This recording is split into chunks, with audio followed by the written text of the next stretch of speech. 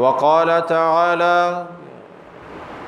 وَلِكُلِّ أُمَّةٍ جَعَلْنَا مَنْسَكًا لِيَذْكُرُوا اسْمَ اللَّهِ عَلَى مَا رَزَقَهُم مِّن بَهِيمَةِ الْأَنْعَامِ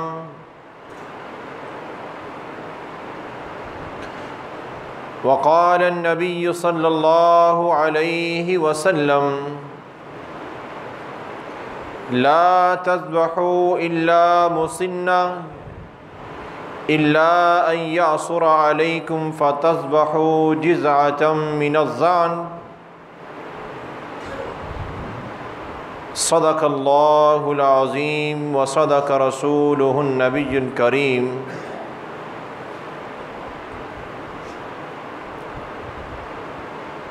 تمام قسم کی تعریفات اللہ وحدہ لا شریک کے لیے ہیں۔ بے شمار بے حد و حساب درود و سلام سید البشر امام الانبیاء شافی محشر ساقی کوثر جناب محمد الرسول اللہ صلی اللہ علیہ وسلم کی مقدس ذات مبارکہ پر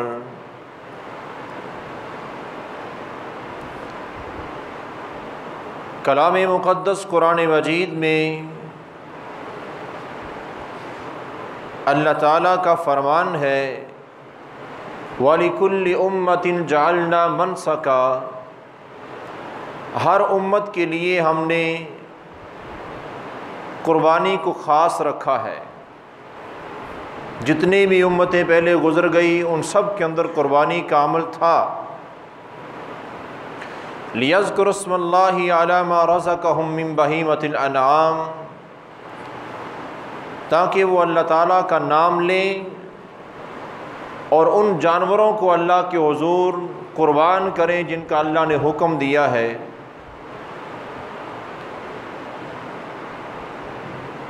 اور نبی مکرم رسول معظم صلی اللہ علیہ وسلم نے بیان میں بھی وضاحت فرمائی کہ وہ جانور کون سے ہیں، ان کے نام لے کے آپ نے بتایا کہ جو اللہ تعالیٰ کے ہاں قربانی میں ذبح کرنے چاہیے، اور عملاً آپ نے کر کے بھی دکھایا، ان جانوروں کا آپ نے بیان بھی کیا، پھر عملاً آپ نے ان جانوروں کو اللہ کے حضور قربان اور ذبح کر کے عملی طور پر بھی دکھایا کہ یہ جانور اللہ کو قربانی میں مقبول ہیں۔ اگر قربانی کا اجر چاہتے ہو تو یہ جانور۔ اور قرآن مجید کا ایک مقام ہے سورہ انعام، وہاں پہ اللہ تعالیٰ نے ان جانوروں کے نام بھی ذکر کیے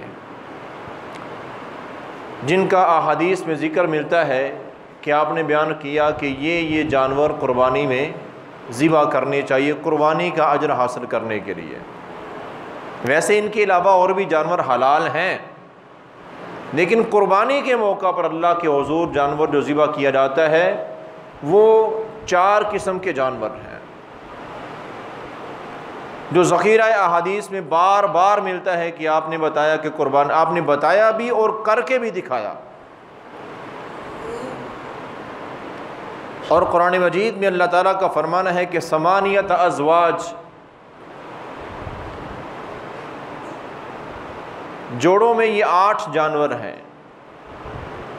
من الضأن 2 ومن المعز 2، بھیڑ اور مینڈا 2 جانور 1 جوڑا، ان میں سے کوئی بھی ہو۔ ومن المعز 2، بکری اور بکرا 1 جوڑا اور 2 جانور 4۔ ومن الابل 2، اونٹ ہو یا اونٹنی۔ ومن البقر 2، گائے ہو یا بیل۔ یہ اللہ نے یہاں پہ نام لے کے بتا دیا، اور یہی وہ جانور ہیں جن کا احادیث میں ذکر ملتا ہے کہ صحابہ کرام قربانی میں یہی جانور ذبح کیا کرتے تھے۔ اور یاد رکھیں بھیڑ اور مینڈے کی نسل میں ہی شمار ہوتا ہے دمبا اور دمبی، اس میں بالکل کوئی فرق نہیں ہے۔ تو زان عربی زبان میں دمبے پر بھی بولا جاتا ہے اور بھیڑ پر بھی، یعنی دونوں ایک ہی نسل شمار ہوتے ہیں۔ تو یہ وہ 8 جانور ہیں، 4 جوڑے ہیں جن کا قرآن مجید میں بھی ذکر ہے، اور احادیث میں تو آپ نے بار بار وضاحت کی، اور خود بھی آپ نے اپنی زندگی میں انہی جانوروں کی قربانی کی اور کرنے کا حکم دیا۔ بھیڑ کی نسل میں سے آپ نے مینڈے بھی ذبح کیے ہیں، بکرے بھی ذبح کیے ہیں، بکری بھی ذبح کی ہے، آپ نے اونٹ بھی ذبح کیے ہیں، اور صحابہ کرام نے بار بار یہ احادیث بیان کی ہیں کہ آپ نے وضاحت سے بیان کیا ہے کہ اونٹ کے اندر زیادہ سے زیادہ حصہ دار 10 شریک ہو سکتے ہیں، اور گائے کے اندر 7 حصہ دار شریک ہو سکتے ہیں، یعنی کہ گائے کا بھی ذکر ہے، اونٹ کا بھی ذکر ہے، اور باقی تو آپ نے خود کی ہے۔ ہمارے یہاں جو خاص طور پر یہ پاک و ہند میں، ہندوستان اور پاکستان، یہ بنگلہ دیش، یہ جو ہمارے علاقے ہیں، ان کے اندر بھینس اور کٹے کی قربانی، اس کے علاوہ پوری دنیا میں کہیں اس کا تصور ہی کوئی نہیں ہے قربانی میں، چونکہ ہمارے یہاں یہ جانور بطور ذبح عام دنوں میں کھایا جاتا ہے گوشت ان کا، تو قربانی میں بھی انہی کو رکھ لیتے ہیں۔ لیکن باقی ملکوں میں وہ صرف یہ دیکھتے ہیں عام دنوں میں جو ہے سو ہے، قربانی میں صرف وہی کریں گے جو رسول اللہ صلی اللہ علیہ وسلم نے بتایا اور کر کے دکھایا۔ ہمارے لوگ کہتے ہیں کہ اگرچہ یہی 4 قسم کے جانور، یہ 8 جانور یہی 4 قسم کے ہیں جو آپ نے قربانی کا حکم دیا ہے اور آپ نے کر کے بھی دکھایا ہے، لیکن بھینس کی قربانی یہ بھی اس میں شامل ہی ہے، گائے کی طرح ہی ہوتی ہے، حالانکہ بھینس کے لیے الگ عربی زبان میں الفاظ ہیں، ان کا نام یہ گائے میں کسی لحاظ سے نہیں شامل ہوتی۔ تو ہمیں عمل وہ کرنا چاہیے جو ہمارے پیارے نبی صلی اللہ علیہ وسلم نے ہمیں کرنے کا حکم دیا ہے اور کر کے دکھایا بھی ہے۔ یا تو ہونا کہ آپ نے صرف کہہ دیا تھا اور کیا، آپ نے نام لیا باقاعدہ، پھر عملاً کر کے بھی دکھا دیا۔ ہم وہ نہ کریں، ایک نئی چیز کے پیچھے پڑ جائیں، تو یہ اللہ کی رضا تو نہیں ہے نا، پھر اپنی مرضی ہوئی، یہ اپنے پیارے نبی کی اطاعت تو نہیں ہے، اپنی منمانی ہے۔ یا تو ایسا ہو جائے کہ مجبوری کی حالت میں ایسا ہو جائے کہ نہیں، ہم مجبور ہیں، ہمیں جو جانور نبی کائنات صلی اللہ علیہ وسلم نے قربانی کے موقع پر ذبح فرمائے ہیں یا کرنے کا حکم دیا ہے، جن کا قرآن مجید میں اللہ نے نام بھی لیا ہے، وہ ہم نے بڑے ڈھونڈے ہیں، ہمیں ملتے ہی کوئی نہیں ہے، وہ جانور نہیں ہمیں مل رہے، نہ اونٹ ملتا ہے، نہ اونٹنی، نہ گائے، نہ بیل، نہ بکری، نہ بکرا، نہ بھیڑ، نہ مینڈا، نہ دمبا، نہ دمبی، یہ جانور ہم نے بڑے تلاش کیے، کہیں نہیں مل رہے۔ اب اس کی نسل میں سے چلو اس طرح ملتا جلتا جانور حلال ہی ہے تو یہ بھینس کی قربانی کر لیتے ہیں، چلو رخصت کہہ سکتے ہیں اس کو، گنجائش مجبوری کی حالت میں کہہ سکتے ہیں، لیکن ایسا ہے ہی نہیں۔ خاص طور پر ہمارے علاقوں میں تو ایسا بالکل ہی نہیں ہے کہ کوئی بندہ یہ کہے کہ میں نے بڑا تلاش کیا ہے، نہ گائے ملی، نہ بھینس، نہ گائے نہ بیل، اب میں ان کی نسل میں سے ملتا جلتا بھینس کی قربانی کر لیتے ہیں، کٹے کی قربانی کر لیتے ہیں۔ اتنی گائے اور بیل منڈیوں میں کھڑے رہ جاتے ہیں کہ قربانی کے دن گزرنے کے بعد لوگ مال واپس لے کے آتے ہیں، اور یہ سرکار کٹے کے پیچھے پڑے ہوئے۔ اور بکریاں، بکرے اور بھیڑیں، دمبے، یہ کافی سارا مال منڈیوں سے، کبھی نہیں ایسے ہوا ہمارے علاقوں میں کہ قربانی کے دن بھی کوئی بندہ منڈی میں گیا ہو خریدنے کے لیے اور منڈی ساری خالی، جانور ایک بھی نہیں ہے، کبھی نہیں ایسے ہوا، ایسا قحط کبھی پڑا ہی نہیں، اللہ بچائے ہم سب۔ ایسا ہو جائے کچھ نہیں مل رہا، پھر کسی اور طرف جائیں لیکن وہ جو ہمارے پیارے نبی صلی اللہ علیہ وسلم نے خود کیا ہے، جانور آپ نے خود ذبح کیا ہے وہ جانور منڈیوں میں بھرے پڑے ہیں، ہمارے علاقوں میں، ہمارے گھروں میں، ہمارے کھیتوں میں بکنے کے لیے لوگ بیچنے کو تیار ہیں، خریدنے کو تیار ہیں، سب کچھ ہے۔ وہ جو آپ نے کرنے کا حکم دیا، جن کا قرآن مجید میں ذکر ہے، اللہ نے نام لیا ہے ان کا، اور پیارے آقا صلی اللہ علیہ وسلم نے ان کو بطور خود ذبح کیا ہے، وہ سارے وافر مقدار میں ہوں، ہم ان سب کو چھوڑ کے ایک نئی طرف کٹے کی طرف چل پڑیں، تو یہ کہاں کی عقل مندی ہے؟ بھی کوئی ایک دلیل کو دکھائے دے صحیح۔ حلال جانور ہے، کافی سارے اور بھی حلال جانور ہیں، لیکن قربانی میں وہ جو رسول اللہ صلی اللہ علیہ وسلم نے حکم دیا ہے،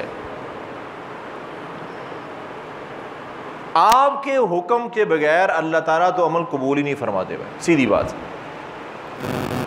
ہمارے پیارے نبی صلی اللہ علیہ وسلم نے قربانی کا خاص طور پہ ذرا غور کریں، یہ تو نا جانور بدل لینا بہت دور کی بات ہے، اس سے بہت قریب۔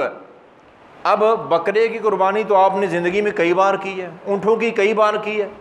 اب دیکھیں ایک صحابی ہیں، ایک صحابی رسول ہیں، اور انہوں نے بکرے کی قربانی کی ہے۔ سنت کیا ہے؟ بکرے کی قربانی سنت ہے کہ نہیں؟ سنت ہے۔ انہوں نے بکرے کی قربانی کی ہے، لیکن ہوا کیا ان سے؟ ان کو سمجھ نہیں آئی، انہوں نے نماز عید پڑھنے سے پہلے کر لی۔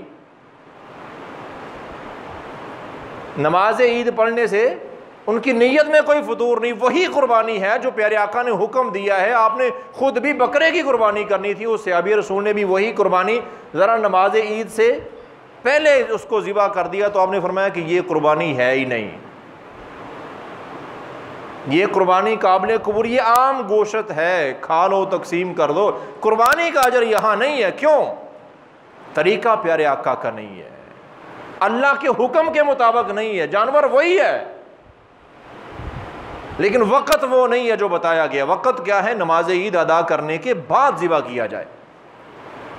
جانور بھی وہی ہے، ذبح کرنے والے صحابی رسول ہیں، نیت میں بھی کوئی فطور نہیں ہے، کچھ نہیں ہے، صرف تھوڑا وقت آگے پیچھے ہوئے تو قربانی کا اجر آپ نے فرمایا 100% قربانی کا اجر تجھے نہیں ہے۔ اور جو بندہ وہ سارے جانور چھوڑ دے جو پیارے آقا نے کہا، ایک نیا جانور پکڑ کے ذبح کر لے، کیا اس کو قربانی کا اجر ہے؟ ذرا سوچنے والی بات ہے نا۔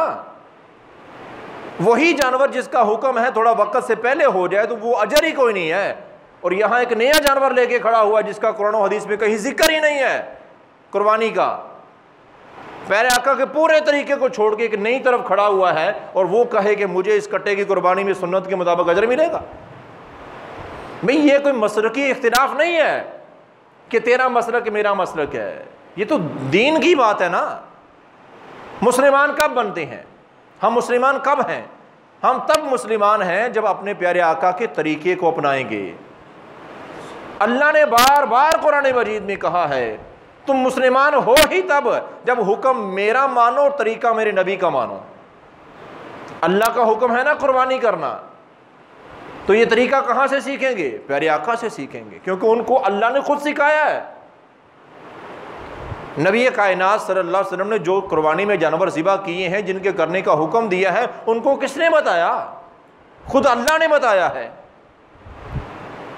تو ہم وہ سارے چھوڑ دیتے ہیں جو اللہ نے بتائے، اللہ کے رسول نے بتائے، وہ جانور چھوڑ کے، وہ ساری قسم کے چھوڑ کے کٹے کے پیچھے پڑ جاتے ہیں۔ کٹے کی قربانی جائز ہے کہ نہیں جائز ہے، کتنی حصے داری، کہاں سے یہ آ جاتی چیزیں؟ یہ باتیں ثابت کرتی ہیں کہ ہم دین سے کتنا دور پھر رہے ہیں۔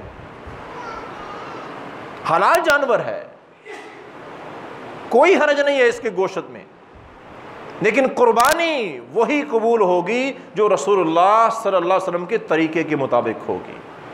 جو آپ نے جانور ذبح کیے، کرنے کا حکم دیا، وہی کریں گے تو قربانی کا اجر ملے گا۔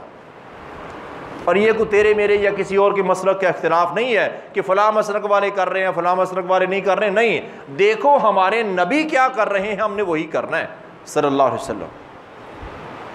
کامیابی اسی میں ہے، بلائی اور فلاح اسی میں ہے۔ اگر یہ ہم چھوڑ دیں گے تو کبھی کامیاب نہیں ہو سکتے۔ چاہے وہ جانور میں اس لیے اس پہ زیادہ زور دے رہا ہوں کہ یہ ہمارے علاقوں میں عام ہے، جس کا دین کے ساتھ دور دور تک کوئی تعلق نہیں ہے۔ صحابہ کرام کی مثالیں دے رہا ہوں دین کو سمجھنے کے لیے۔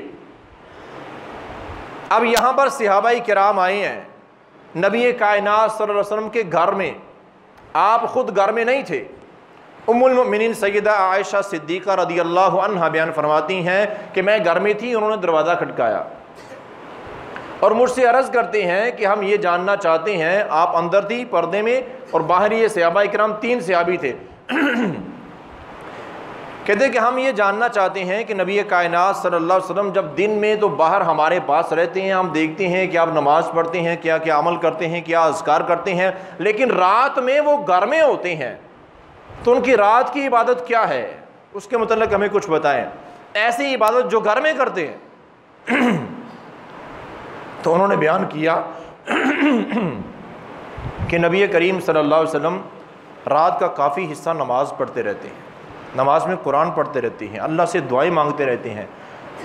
ایک اور کام کرتے ہیں آپ نفلی روزے رکھتے ہیں، ہر مہینے میں 3 روزے تو پکے ہیں، جمعرات اور سوموار کا روزہ بھی آپ رکھتے ہیں، اس کے علاوہ بھی کبھی کبھی آپ روزہ رکھ لیتے ہیں، نفلی روزے آپ کافی رکھتے ہیں، کیونکہ روزہ نظر نہیں آتا ہے، گھر میں آپ نے سحری کرنی ہے، گھر میں افطاری کرنی، باہر والوں کو کیا پتہ روزہ رکھا ہوا ہے۔ انہوں نے بتایا کہ آپ روزے بڑے رکھتے ہیں، عبادت اللہ کی بڑی کرتے ہیں۔ اب انہوں نے کہا ٹھیک ہے جی، اب وہ وہاں کھڑے ہی دروازے کے پاس اندر ام المؤمنین سیدہ عائشہ صدیقہ رضی اللہ عنہا ہے اور یہ باہر کھڑے ہو کے آپس میں باتیں کرتے ہیں۔ صحیح مسلم کی حدیث ہے، آپس میں باتیں کرتے ہیں کہ دیکھو وہ تو اللہ کے رسول ہیں، ان کا تو مقام ویسے ہی بہت بلند ہے، وہ تو یہ سب عبادات نہ بھی کرے تو بڑے اللہ کے حضور وہ حبیب ہیں اللہ کے، ہمیں تو اس سے زیادہ کرنا چاہیے۔ تو ایک کہنے لگا میں تو آج کے بعد روزانہ روزہ رکھا کروں گا، حالانکہ دین اسلام میں یہ جائز ہی نہیں ہے، لیکن اس نے کیا اچھی نیت کی نا، اس نے روزہ رکھنا گناہ تو نہیں ہے، روزانہ روزہ رکھوں گا میں۔ اور ایک کہنے لگا میں تو ساری رات روزانہ تہجد ہی پڑھتا رہوں گا، رات کو سونا ہی نہیں ہے میں نے۔ اور تیسرا کہنے لگا میں اس خاندانی جھنجھٹ سے ویسے ہی نکل جاؤں گا، یہ بہن بھائیوں کے، یہ رشتہ داروں کے، یہ والدین کے، یہ بیوی بچوں کے، یہ مسائل میں سب کچھ چھوڑ کے میں جنگل میں نکل جاؤں گا اور بس میری زندگی کا مقصد اللہ کا ذکر اور عبادت اور کچھ نہیں کرنا میں نے۔ اب یہ ساری باتیں ام المؤمنین سیدہ عائشہ صدیقہ رضی اللہ عنہا سن رہی تھی۔ ابھی وہ وہاں سے گئے اور اتنے میں نبی کائنات صلی اللہ علیہ وسلم گھر میں تشریف لائے، انہوں نے وہ سارا بیان کر دیا کہ اس طرح آپ کے صحابی آئے تھے، انہوں نے آپ کی عبادت کے متعلق پوچھا تو میں نے ان کو بتایا، اور وہ بعد میں یہ باتیں کر کے چلے گئے۔ آپ نے فوراً اعلان کرایا اور تمام صحابہ کرام مسجد میں اکٹھے ہوئے، کہیں ایسا ہو نہ جائے جیسا انہوں نے سوچ لیا۔ وہاں پر آپ نے خطبہ دیا، آپ نے نام نہیں لیا، پتہ چل گیا تھا کون کون تھے، وہ بھی وہاں موجود تھے، لیکن آپ نے نام نہیں لیا۔ آپ نے فرمایا کہ کچھ لوگ ایسے کر رہے ہیں، کچھ لوگ ایسے کہہ رہے ہیں، ان کو تو سمجھ آ گئی، باقیوں کو بھی سمجھا دیا کہ کچھ لوگ کہتے ہیں کہ روزانہ روزہ رکھیں گے، اور کچھ کہتے ہیں کہ ساری رات نماز پڑھیں گے، اور کچھ تو آبادیوں کو چھوڑ کے جنگلوں میں جانا چاہتے ہیں۔ یاد رکھو مجھ سے بڑھ کے تم عبادت نہیں کر سکتے، مجھ سے بڑھ کے تم عبادت نہیں کر سکتے، اور میری سنت کیا ہے کہ میں رات کو تہجد بھی پڑھتا ہوں، گھر والوں کو ٹائم بھی دیتا ہوں، اپنے جسم کا حق ہے آرام کرتا سوتا بھی ہوں، روزے رکھتا ہوں نفلی، اور کئی دن نہیں بھی رکھتا ہوں، خاندان میں رہتا ہوں، خاندانوں کی تنگیاں ترشیاں برداشت بھی کرتا ہوں، اور ان کے ساتھ اچھا سلوک بھی کرتا ہوں، ان کی خدمت بھی کرتا ہوں، گھر والوں کے حقوق بھی پورے کرتا ہوں، اس سے بڑھ کے عبادت کوئی نہیں ہے۔ اور پھر آپ نے جو اس کے بعد الفاظ کہے فمن راغب عن سنتی فلیس منی، یاد رکھو جو میری سنت کو چھوڑ کے کو اپنی مرضی کا طریقہ اختیار کرے گا اس کا میرے ساتھ کوئی تعلق نہیں ہے، وہ مسلمان ہے ہی نہیں۔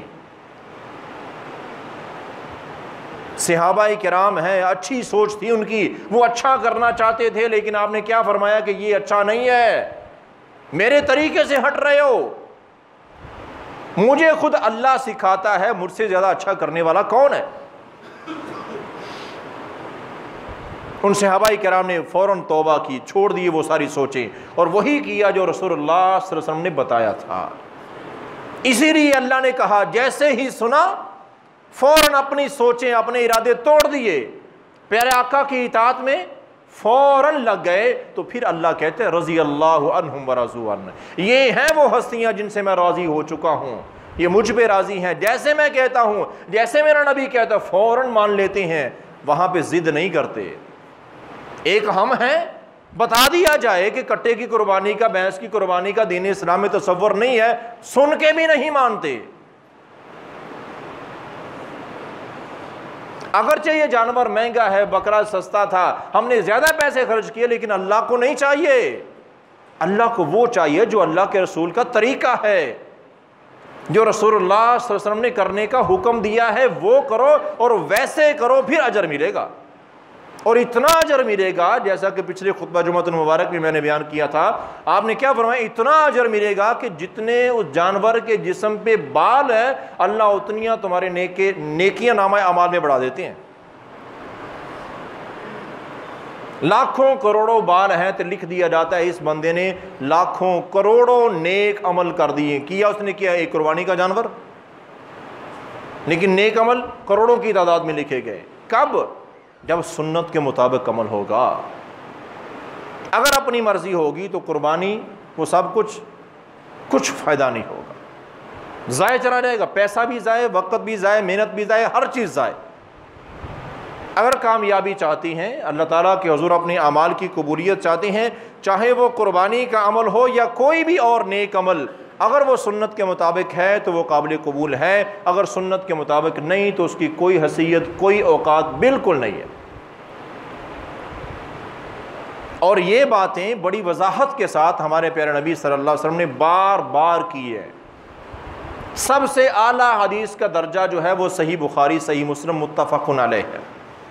اب متفق علیہ روایت ہے، حدیث ہے کہ آپ نے کیا فرمایا، من عمل عملا لیس علیہ امرنا فہو رد، جو بندہ کوئی عمل کرتا ہے اپنی طرف سے اچھا سمجھ کے، لیکن وہ کرنے کا ہم نے حکم نہیں دیا، یہ حدیث پاک ہے، ذرا غور سے سنیں، من عمل عملا، بندہ کو اچھا عمل کرتا ہے اپنی طرف سے، لیس علیہ امرنا، لیکن ہم نے نہیں کہا یہ کرنے کا، وہ اچھا کر رہا ہے، ہمارا حکم نہیں ہے کہ یہ کرو، فَهُوَ رَدٌ، وہ مردود ہے، اللہ قبول ہی نہیں فرمائیں گے، کرتے رہو۔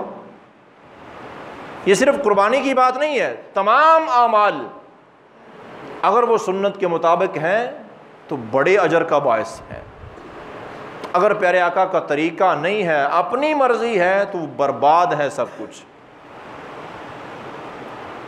تو اس لیے میرے بھائیوں، نیکی کے مواقع میں خاص طور پر خیال کرنا چاہیے، کہیں ایسا نہ ہو کہ ہمارا وقت، ہماری محنت، ہمارا پیسہ ضائع نہ چلا جائے۔ سارا عمل کریں لیکن وہ سنت کے مطابق ہی نہ ہو تو اس کا کوئی فائدہ نہیں ہوگا۔ تو قربانی میں کون سے جانور ذبح کرنے ہیں، قرآن مجید میں ذکر ہے، احادیث میں ذکر ہے، میں بار بار بتا رہا ہوں، اس میں کسی قسم کی کوتاہی نہیں ہونی چاہیے، تاکہ ہم بھرپور انداز میں اللہ تعالیٰ کے حضور اچھے طریقے سے عمل کر سکیں اور اس کا اجر بھی حاصل کر سکیں۔ اور وہ یہی ہیں بھیڑ اور مینڈا، اس میں دمبا اور دمبی بھی شامل ہے، یہ ایک ہی چیز ہے۔ بکری اور بکرا، یہ 4 جانور ہو گئے، 2 جوڑے اور 4 جانور، اور ایسے ہی اونٹ اور اونٹنی، گائے اور بیل، گائے، اونٹ، بکری اور بھیڑ، ان 4 نسلوں میں سے کوئی بھی جانور جو آپ کو آسانی سے خریدا جا سکتا ہے وہ آپ اللہ کے حضور قربانی کریں، اس کا اجر ہے۔ ان 4 کے علاوہ کوئی 5واں جانور اگرچہ وہ حلال بھی ہے آپ کرتے ہیں تو وہ سنت کے مطابق کوئی نہیں، اور اللہ نے عمل وہی قبول کرنا ہے جو سنت کے مطابق ہوگا، پیارے آقا نے کیا ہوگا، کرنے کا حکم دیا ہوگا، اور وہ یہی 4 ہیں جن کا آپ نے کرنے کا حکم دیا اور خود کیا بھی ہے۔ تو یہی ہمیں کرنا چاہیے۔ اللہ سے دعا ہے اللہ تعالی ہمیں سنت کے مطابق تمام اعمال کرنے کی توفیق عطا فرمائے۔ سیدنا ابو امامہ رضی اللہ عنہ بیان فرماتے ہیں نبی مکرم رسول معظم صلی اللہ علیہ وسلم کا فرمان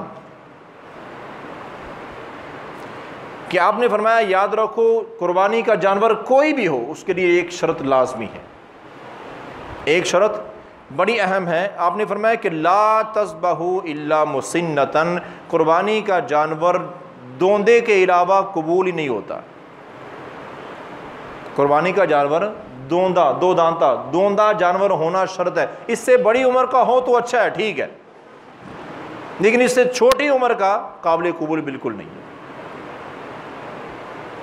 اور پھر آپ نے فرمایا الا ان یاسر علیکم، ہاں اگر کسی بندے کی مجبوری بن جائے، اس کی حیثیت نہیں ہے، اس کے اتنے پاس پیسے نہیں کہ اتنا اچھا جانور خرید سکے، اور اس کے اپنے پاس کوئی جانور رکھے ہوئے ہوں یا وہ جو خریدنے کی طاقت رکھتا ہے، تو فرمایا کہ پھر مجبوری کی حالت میں الا ان یاسر علیکم، اگر وہ مجبور ہو جائے فتذبحوا جزعۃ من الضأن، پھر بھیڑ کی نسل میں سے، بھیڑ ہو یا مینڈا ہو جس کی 1 سال عمر ہو چکی ہو، وہ دوندا نہ بھی ہوا ہو تو لگ جاتا ہے مجبوری میں۔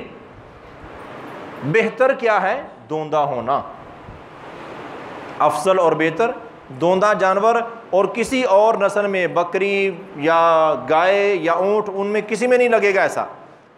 صرف مجبور بندے کے لیے ایک رخصت رکھی ہوئی ہے، جو انتہائی مجبور ہے، اس کی طاقت ہی نہیں، حیثیت ہی نہیں ہے، اس کے پاس یہ ہے ہی ایسا جانور، تو صرف بھیڑ ہو یا مینڈا ہو، دمبا ہو یا دمبی ہو، جس کی 1 سال عمر ہو گئی ہو، وہ جانور ذبح کر سکتا ہے، کیونکہ اللہ تعالیٰ اجر کب عطا فرماتے ہیں؟ نیتوں کے مطابق۔ بندے کی نیت ہے کہ میں سنت کے مطابق عمل کروں، بڑی کوشش کی، اب اتنی حیثیت نہیں تھی، ایسا کوئی جانور تھا نہیں، تو مجبور ہو کے یہ کر رہا ہے، تو اللہ نیت کے مطابق پورا اجر عطا فرمائے گی۔ ایک بندے کی حیثیت بھی ہے، مال بھی ہے، پھر بھی وہ کہتا نہیں جی رخصت تو ہے نا، 1 سال کی بھیڑ مینڈا لگ جاتا ہے، رخصت تو ہے، چلو ہم کر لیتے ہیں، تو وہاں اجر نہیں ہے نیتوں کے مطابق۔ اب حیثیت ہے تو خریدو ایسا جانور، اجر حاصل کرنا چاہتے ہو، اتنا بڑا اجر لینا چاہتے ہو، اتنی زیادہ نیکیاں لینا چاہتے ہو، تو اپنی حیثیت کے مطابق پیسہ خرچ کرو، مال خرچ کرنا چاہیے۔ تو یہ بڑی اہم ترین شرط آپ نے بیان فرمائی ہے، اور صحابہ کرام کا یہ عمل رہا ہے، اور خود نبی کائنات صلی اللہ علیہ وسلم بھی یہی عمل کیا کرتے تھے۔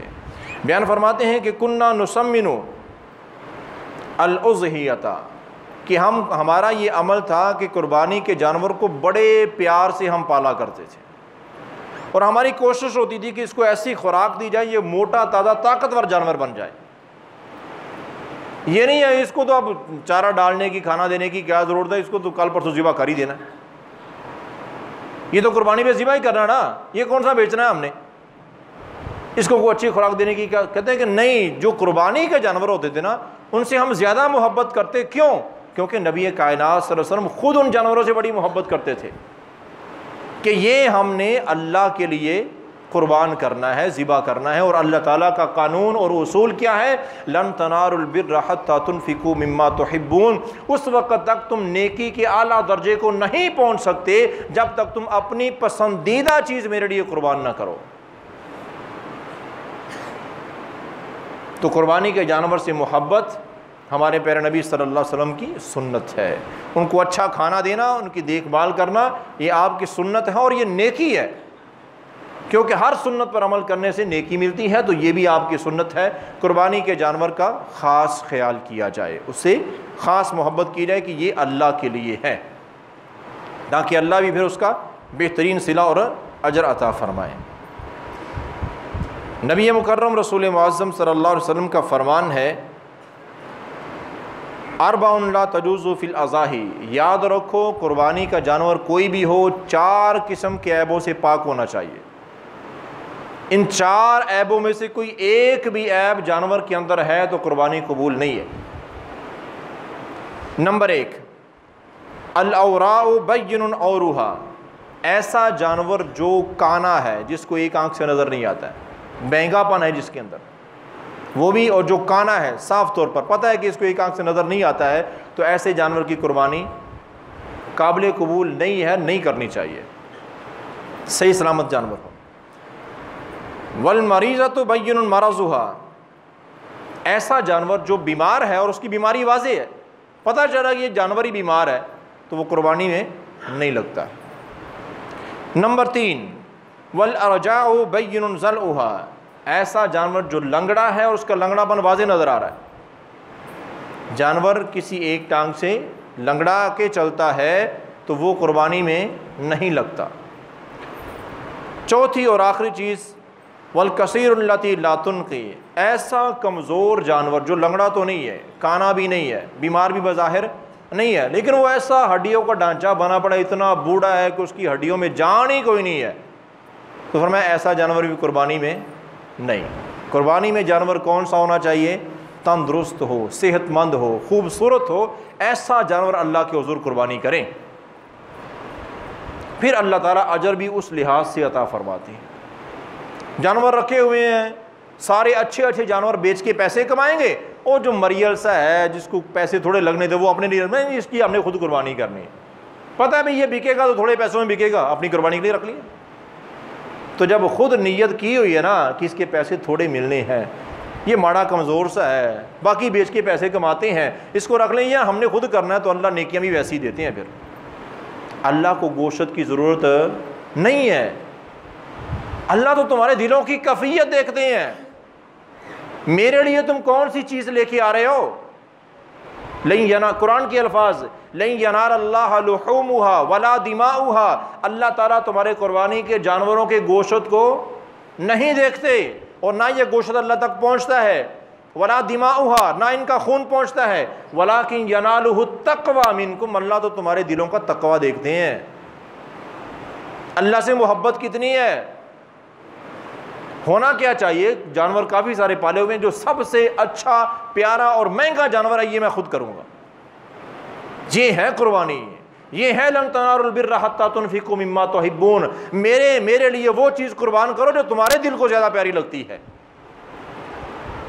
لیکن یہاں الٹ ہو رہا ہے، یہ ذرا مہنگا بکے گا اس کو بیچ لیتے ہیں، جو سب سے سستا اس کو خود کر لیں گے، تو اجر بھی نیکیاں بھی اسی لحاظ سے ملتی ہیں جیسی نیت ہوگی۔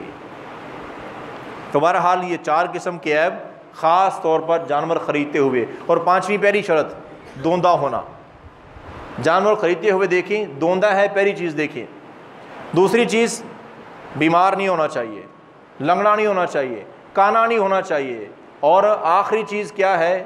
ہڈیوں کا ڈھانچہ نہیں ہونا چاہیے، بالکل مریل سا۔ منڈی میں دیکھا جی بڑے جانور نا ریٹ زیادہ ہے، یہ ہے تو مریل سا لیکن ریٹ کم، چلو یہی لے لیتے ہیں، تو پیسے بچانے کے چکروں میں نیکیاں گوا بیٹھتے ہیں۔ تو بھائی نیکیاں حاصل کرنے کے لیے تو پیسے کمائے تھے، اب پیسے بچانے کے چکر میں نیکیاں گوا لی ہیں، تو کیا فائدہ ہوا؟ تو خاص طور پر یہ 5 چیزیں یاد رکھیں قربانی کا جانور خریدتے ہوئے۔ نبی مکرم رسول معظم صلی اللہ علیہ وسلم کا فرمان ہے، اور آپ نے خود بھی عملاً کر کے دکھایا، قربانی کا جانور آپ ذبح کرنے لگے، آپ کے پاس 2 جانور تھے، 2 بکرے تھے اور چتکبرے تھے، یعنی کہ کچھ ان کا رنگ ڈبے تھے کالے اور کچھ سفید تھے بکروں کا رنگ۔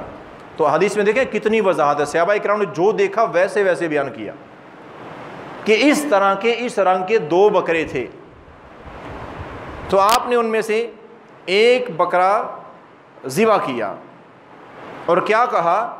اللہم ان محمد وان امتی من شہید لک بالتوحید و شہید لی البلاغ، یا اللہ یہ جانور میں ذبح کر رہا ہوں اپنی طرف سے اور اپنی ساری امت میں سے ان لوگوں کی طرف سے۔ غور کریں آپ نے کیا کہا، میری ساری امت میں سے ان لوگوں کی طرف سے جو موحد ہیں، توحید پرست ہیں، شرک نہیں کرتے۔ میری امت کے حدیث کے الفاظ کیا ہیں؟ من شہید لک بالتوحید، جو توحید کی گواہی دیتے ہیں ان کی طرف سے میں قربانی کر رہا ہوں۔ اور دوسری چیز وشہد علی البلاغ، اور وہ میری رسالت کو صحیح معنوں میں مانتے ہیں۔ اب اللہ کے رسول کی رسالت کو صحیح معنوں میں ماننے کا مطلب کیا ہے بھلا؟ بالکل آسان سادہ، کہ جیسے ہی رسول اللہ صلی اللہ علیہ وسلم کا طریقہ، سنت، حدیث ہمارے سامنے آ جائے، سب کچھ چھوڑ کے فوراً عمل اس کے مطابق۔ یہ ہے ہم نے رسالت کو مانا ہوا ہے۔ ہم کرتے تھے بھینس کی قربانی، کٹے کی قربانی، 100 کرتے رہے، 1000 بار ہم نے کی، ہمارے لوگوں نے کی، لیکن میں نے اب حدیث سن لی ہے، اب عمل اس کے مطابق۔ اگرچہ میں نے خرید رکھا تھا، چھوڑ دیا، میرا حصہ تھا اس میں، چھوڑ دیا، اب میں وہی کروں گا جو میرے نبی نے کہا ہے۔ یہ ہے رسالت کی گواہی کہ میں اپنے نبی کی ہر بات کو مانتا ہوں، جب سن لیتا ہوں تو پھر مانتا ہوں، عمل بھی کرتا ہوں۔ اب ایسے لوگوں کے لیے اللہ کے رسول خود کہہ رہے ہیں قربانی کرتے ہوئے کہ یا اللہ یہ قربانی، اب دیکھیں جو پیارے آقا قربانی کریں وہ قبول ہے کہ نہیں؟ 100% قبول ہے۔ تو آپ کیا کہہ رہے ہیں کہ یا اللہ یہ میری طرف سے اور میری امت کے ان تمام لوگوں کی طرف سے جو آپ کو اکیلا تنہا اپنا مالک مانتے ہیں اور میری رسالت کو اس انداز میں مانتے ہیں کہ جو میں کہتا ہوں وہ عمل کرتے ہیں، تو پھر تو ہم اپنے پیارے نبی کی قربانی میں بھی شریک ہوئے۔ لیکن اگر ہم اپنی مرضی کرتے ہیں، حدیث اور قرآن سننے کے بعد بھی بدلنے کو تیار نہیں ہیں، تو پھر ہم پیارے آقا کی، آپ کیا کہہ رہے ہیں کہ ان کے لیے میری امت میں کوئی حصہ، کوئی جگہ ہے ہی نہیں جو میری بات ہی نہیں مانتے۔ تو میرے بھائیوں، نیک اعمال کوئی بھی ہوں، خصوصی طور پر اس چیز پر توجہ دیا کریں کہ یہ ہمارے پیارے نبی صلی اللہ علیہ وسلم کا طریقہ اس میں کیا ہے۔ اس میں وقت لگے، محنت لگے، کہیں آنا جانا پڑے، پیسہ خرچ ہو، کریں، پیسہ خرچ کریں اور دیکھیں، تلاش کریں کہ جب 100% یقین ہو جائے کہ یہی طریقہ ہے عمل کرنے کا، ہمارے نبی نے جو سکھایا ہے، پھر بے جھجک اس پہ عمل کریں۔ پھر 1 نہیں، 2 نہیں، 10 نہیں، اللہ ہزاروں گنا اجر عطا فرماتے ہیں۔